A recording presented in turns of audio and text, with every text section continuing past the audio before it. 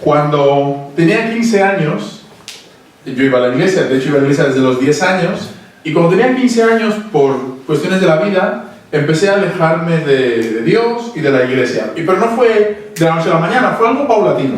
Un domingo dejé de ir, un sábado dejé de ir, no pasaba nada, otro día dejé de ir, y así dejé de ir durante varias semanas. Después de varios meses, hacía muchos días, muchas semanas que no iba a la iglesia. Y ese vacío que ocasionaba en mí el no ir a la iglesia, lo llené juntándome con unos chicos que tenían una pequeña banda de chicos de mi edad, más o menos, cerca de mi barrio, y con amigos de la escuela. No hacíamos nada malo, no hacíamos nada del otro mundo. De hecho, visto en perspectiva, visto desde ahora, desde la edad que tengo ahora, yo pensaba, vaya tonterías que hacíamos. Pero para mí, esas cosas que hacíamos a los 15 años eran muy transgresoras y muy rompedoras, porque realmente yo literalmente no había roto un plato en mi vida. Así que empecé a reunirme con estos chicos, con esta banda. Nos llamábamos Los Patéticos. Ese era el nombre que nos hacíamos llamar, Los Patéticos. Y teníamos unas señas de identidad. Como toda banda tenía unas señas de identidad. Una de las señas de identidad era un tipo de peinado concreto, ¿no? La mayoría teníamos casi el mismo tipo de pelo, así que nos peinábamos de una determinada manera. También nos hacíamos una pequeña raya aquí en la ceja, ¿no? Y otra de las señas de identidad de la banda de Los Patéticos era llevar un reloj en la mano, que no sé si os acordáis, bueno, si los que tengáis más de 30, 35, 40 años seguro que os acordáis, era un reloj enorme. Tenía que verse mucho el reloj. Hoy en día los relojes son más pequeñitos, pero aquella era un reloj enorme. Y era una de las señas de identidad. Todos tenían, menos yo no tenía reloj, ¿vale? Hacía poco que empezaba a salir con estos chicos. Así que, bueno, pues lo normal, ¿no? La presión del grupo, quería comprar un reloj de esos, que no valía mucho, ¿no? Pero bueno, yo quería comprar uno porque no tenía. Así que le dije a mi padre que me iba a comprar un reloj de esos. Y mi padre, que en aquella época yo no sabía, no tenía ni idea, pero que como todo padre es más inteligente que los hijos, aunque uno a esa edad cree que lo sabe todo y que los padres no saben absolutamente nada, y yo pensaba eso, mi padre me dijo, no te compres ese reloj porque te van a timar. Y yo, ¿qué vas a saber tú, viejo? No tienes ni idea. ¿Qué vas a saber tú de la vida? ¿No? Yo tengo 15 años, lo sé todo, imaginaos, ¿no? Así que, ¿qué hice yo? Me compré el reloj.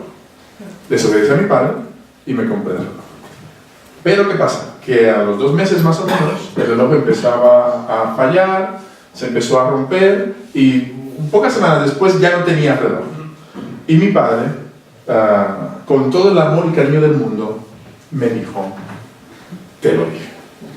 Desde ese momento aprendí una lección fundamental en mi vida, una lección básica de mi vida, y es que a los padres hay que hacerles caso, siempre.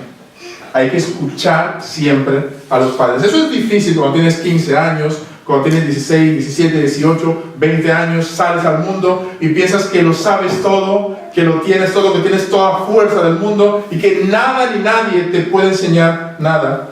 Pero a los 15 años aprendí esa lección básica de la vida, que a los padres siempre hay que escucharlos. Puede que tengan razón o no, puede que realmente lo que digan sea cierto o no, pero una lección básica de la vida es que a tus padres tienes que escucharlos. Y de ese momento en adelante aprendí esa lección y intento enseñarles a mis hijas, pero ahora mi hija mayor tiene 12 años y ahora ella me está dando a mí como yo trataba a mi padre cuando tenía 15, ¿no? Así que al final todo vuelve. Espero que no tenga ningún problema con ningún reloj en tiempos actuales. En todo caso, me gustaría hacerte una pregunta importante, porque en esta mañana quiero hablar de eso. Quiero hablar de a quién le haces caso, a quién escuchas, realmente quién determina las decisiones que tomas en la vida, quién influye, quién o qué influye en tu vida para tomar una u otra decisión. ¿Quién influye en tu vida? ¿A quién le haces caso? ¿A quién le escuchas? Hoy en día hay muchas voces que pugnan por nuestra atención, desde la tecnología, las redes sociales, las noticias, nuestros familiares, la presión de grupo, Dios. Muchas voces que pugnan por nuestra atención. Algunas de ellas son contradictorias entre sí. Así que, en esta mañana, la pregunta que quiero hacerte es, ¿a quién escuchas? ¿Quién influye en tu vida a la hora de tomar una decisión u otra?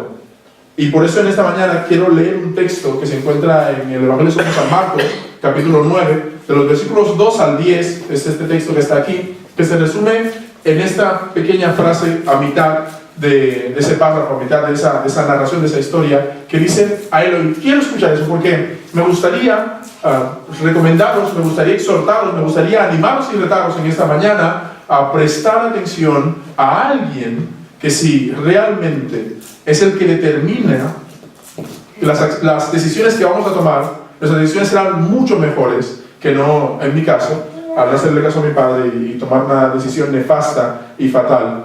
Así que me gustaría hablaros de eso, de a quién le prestamos atención, qué determina las acciones, las decisiones que tomamos en la vida.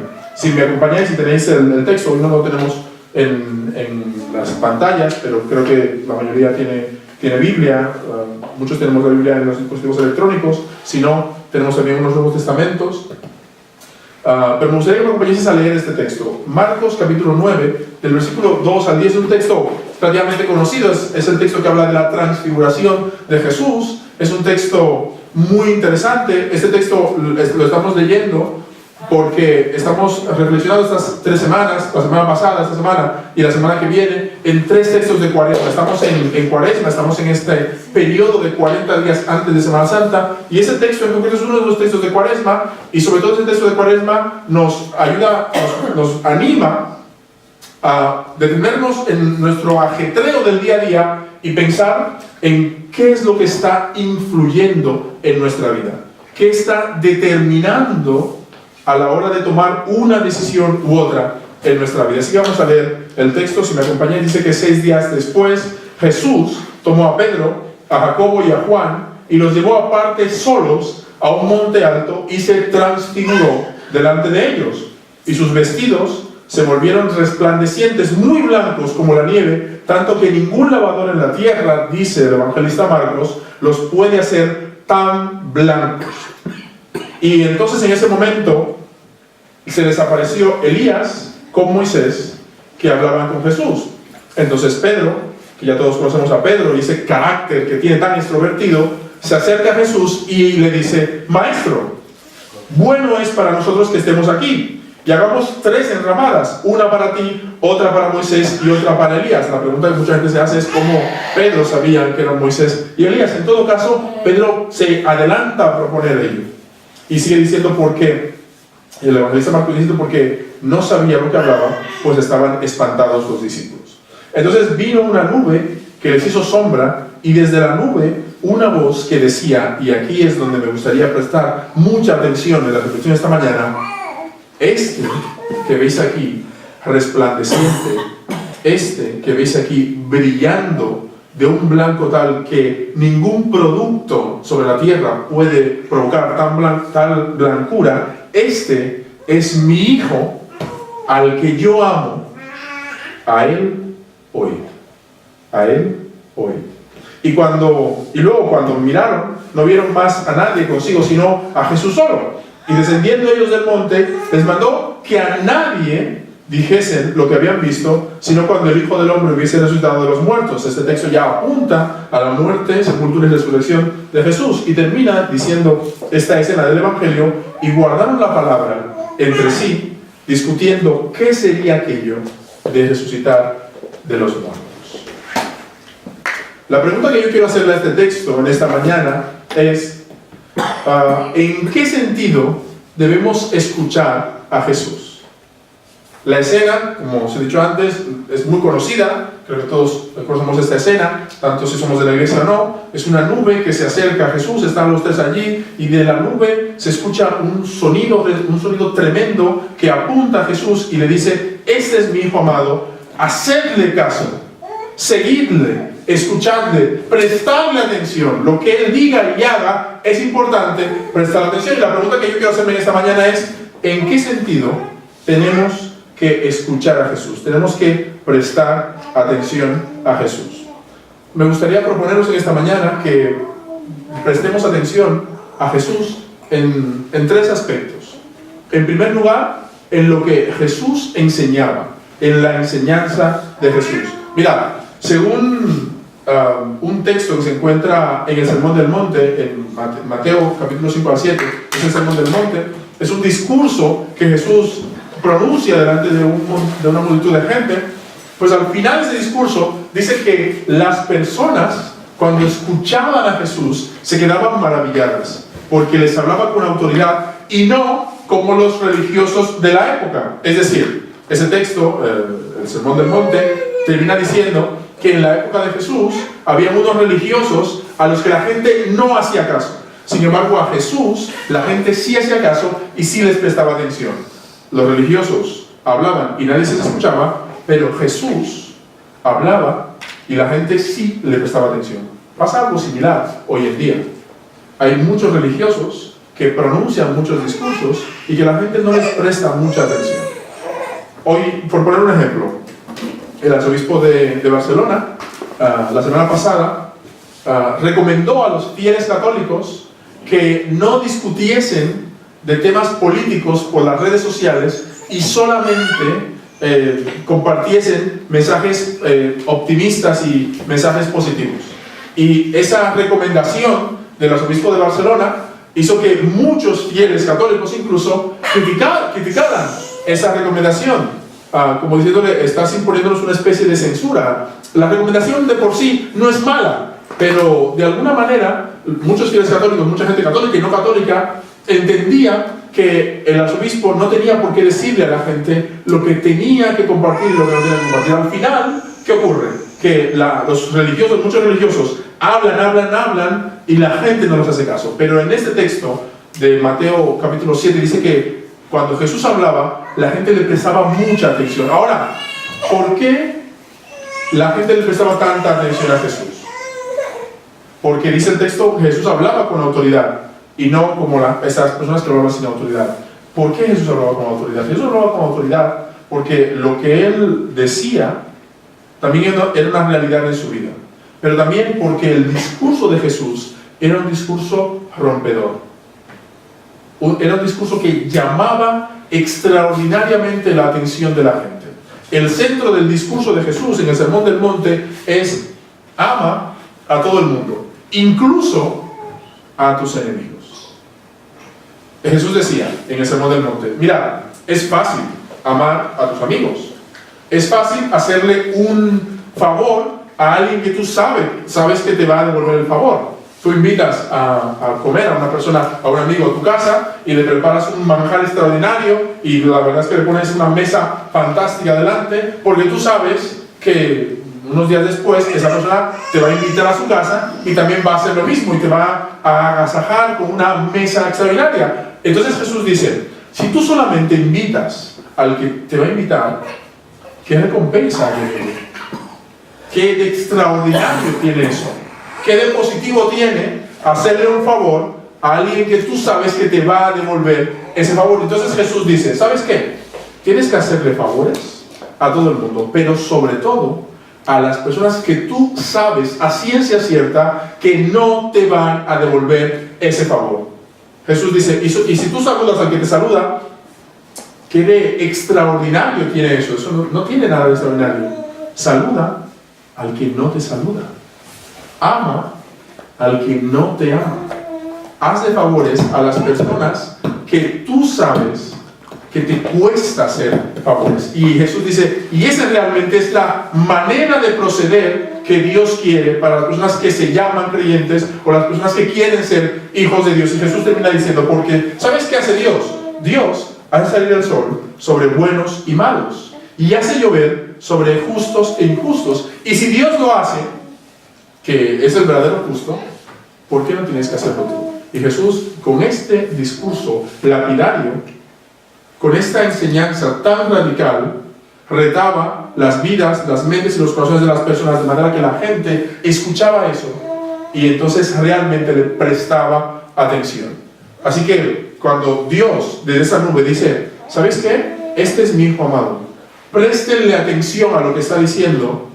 De alguna manera le decía a la gente de su época, pero también a nosotros hoy en día, 2000 años después, que también prestemos atención a la enseñanza de Jesús. Ama a todo el mundo, especialmente a la gente que te cuesta amar. Porque Jesús lo dijo, pero también porque Jesús lo hizo. Y eso es lo segundo que me gustaría explicaros. La enseñanza de Jesús. Pero también tenemos el ejemplo de Jesús.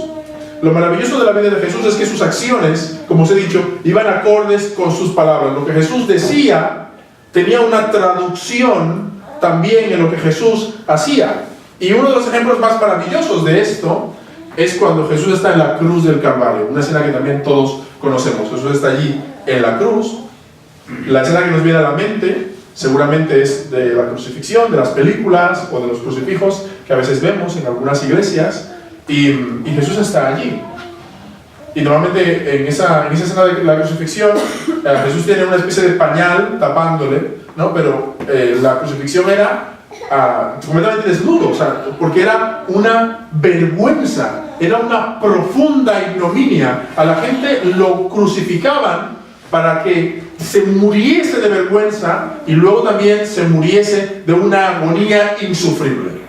Nosotros, claro, lo presentamos pictóricamente, tapándole la vergüenza, ¿no? Pero imaginaos a Jesús desnudo, lleno de golpes, con una corona de espinas, con la espalda llena de azotes, sin comer, sin beber, y la gente burlándose de él. Y allí en medio de esa escena, que yo no puedo imaginarla, Jesús sobre él dice: Padre, perdónalos, porque no saben lo que hacen. El ejemplo máximo de amor y perdón de Jesús. Perdonando a la gente que no solamente lo está matando, sino también se está burlando de él. Lo que Jesús decía tenía una traducción en lo que Jesús hacía. Y Jesús explica que eso es justamente la vida de un hijo de Dios. Que sus acciones reflejen su fe. La enseñanza de Jesús se refleja en lo que Jesús hacía. Y eso es maravilloso porque esa actitud de Jesús de perdonar incluso a la gente que está haciéndole daño también se traducía en un amor indescriptible por todo el mundo, por todas las personas. En la época de Jesús había personas puras e impuras. Hoy en día también un poco, pero en la época de Jesús era más radical todavía esa división entre la gente pura e impura. Y la gente pura era la gente guay, la gente amable, la gente educada, la gente religiosa, la gente que iba a la iglesia, la gente que oraba y la gente que leía la Biblia. Esa era la gente bien. Pero también había la gente mal, que era normalmente la gente pobre, la gente miserable, la gente excluida, la gente enferma, o la gente que tenía algunos trabajos de mala reputación, como cobradores de impuestos, o campesinos, o la gente, las mujeres de moralidad relajada, digámoslo así. Y ahora Jesús está ahí en medio de esas personas, la gente bien y la gente no bien. Y si yo os preguntase, ¿cuál era la gente favorita de Jesús? ¿Qué me diríais vosotros? ¿A qué grupo se iba Jesús? ¿Con qué grupo compartía Jesús? ¿Con la gente bien o con la gente no bien? Jesús iba hacia la gente que estaba experimentando rechazo y marginación. Así que de alguna manera cuando Dios, desde esa nube, pronuncia las palabras: hacerle caso a Jesús, escucharle, imitarle, seguirle, hacer lo que Él nos está diciendo, nos está enseñando que debemos amar sin medida, sobre todo a la gente que nos cuesta amar, y también nos está diciendo que sigamos el ejemplo de Jesús, y el ejemplo de Jesús era también amar a todas las personas, perdonar a la gente que le hace daño, y estar con la gente marginada, con la gente a la que nadie quiere. Y si la iglesia realmente hiciera esto, la iglesia sería más relevante. Y los creyentes realmente tendrían ese poder que tenía Jesús para atraer la atención de la gente. Si como creyente alguna vez piensas que la gente no le hace caso a la palabra de Dios o al discurso del Evangelio o a la predicación del Evangelio, piensa que a Jesús sí que le hacían caso. si a nosotros nos hacen caso, es porque tal vez no estamos escuchando realmente las enseñanzas de Jesús y el ejemplo de Jesús. Y para acabar en esta mañana, el tercer aspecto que creo que debemos escuchar atentamente a Jesús y seguirle es en su relación con el Padre. La relación que Jesús tenía con el Padre. En la época de Jesús, lo hemos explicado alguna vez, la idea de Dios que tenía la gente era la idea de un Dios lejano.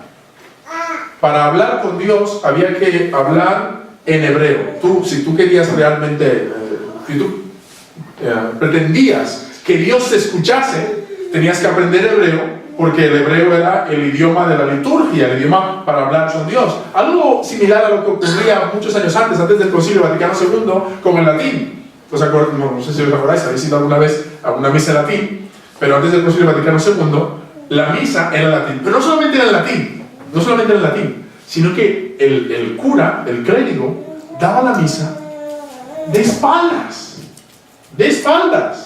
al auditorio. O sea, imaginaros esto. Daba la misa de espaldas y en latín, con lo cual entender la misa era como subir el Everest, ¿no? Si realmente no te habían enseñado latín de pequeño, era como misión imposible participar del culto cristiano. De alguna manera, ¿eso qué hacía? Que alejaba la palabra de Dios del pueblo llano. Porque si no sabías latín no podías participar de la misa.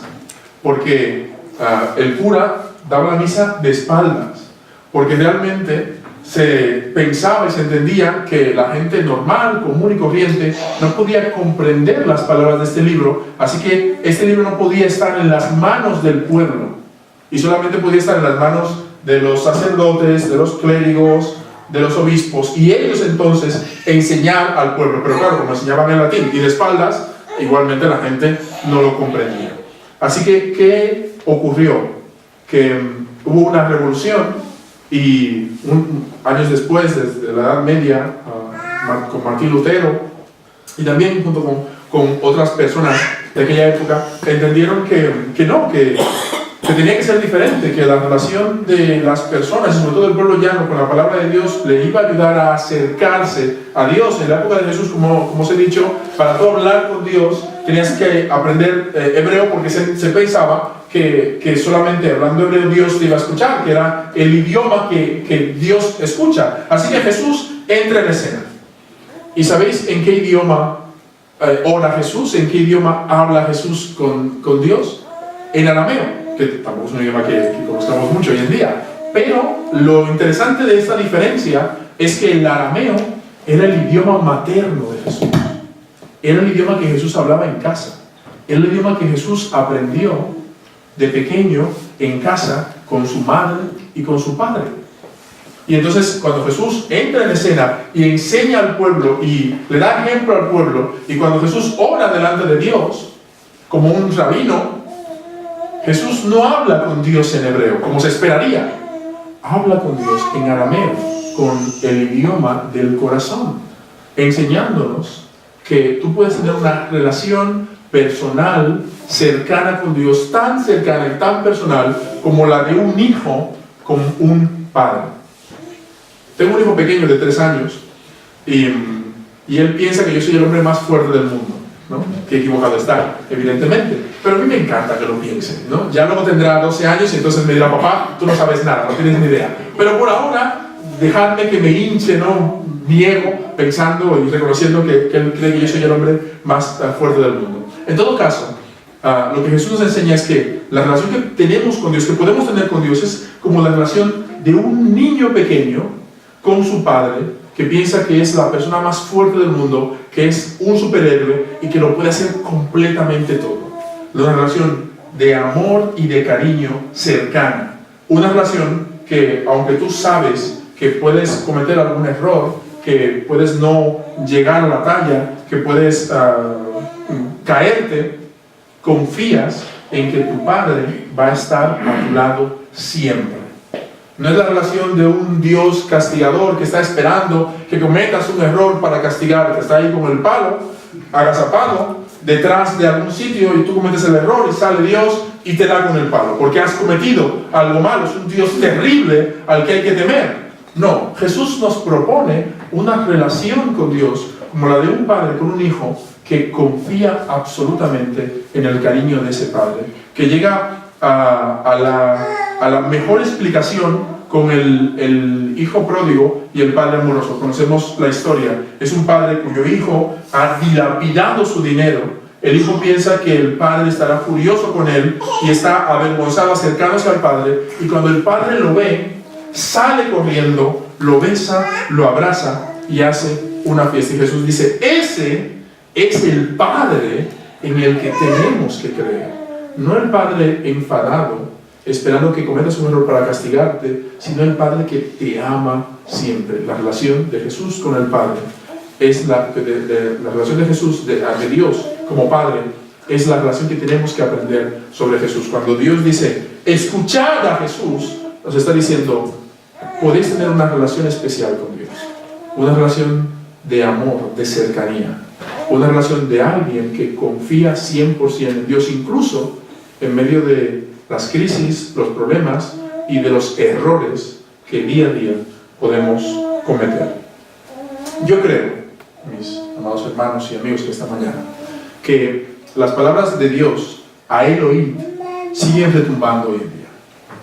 Estoy convencido que si realmente queremos seguir a Jesús, si queremos tener una fe vibrante, una fe creciente, si realmente queremos conocer a Dios y seguir sus pasos, lo que tenemos que hacer es hacerle caso a las enseñanzas de Jesús. Ama a todo el mundo, especialmente a la gente que te cuesta amar. Seguir el ejemplo de Jesús, acoge a todo el mundo, sobre todo a la gente marginada, y la relación que tengas con Dios, que sea la relación como de un niño pequeño con su Padre, que confía 100% en Él. Que el Señor nos ayude, y nos ayude a este tiempo de Cuaresma que estamos teniendo, podamos detenernos de ese ritmo tan elevado y esa vorágine de cosas que siempre tenemos que hacer, detenernos por un momento y reflexionar, meditar. La semana pasada reflexionábamos en las tentaciones de Jesús y cómo Jesús supera las tentaciones confiando absolutamente en Dios.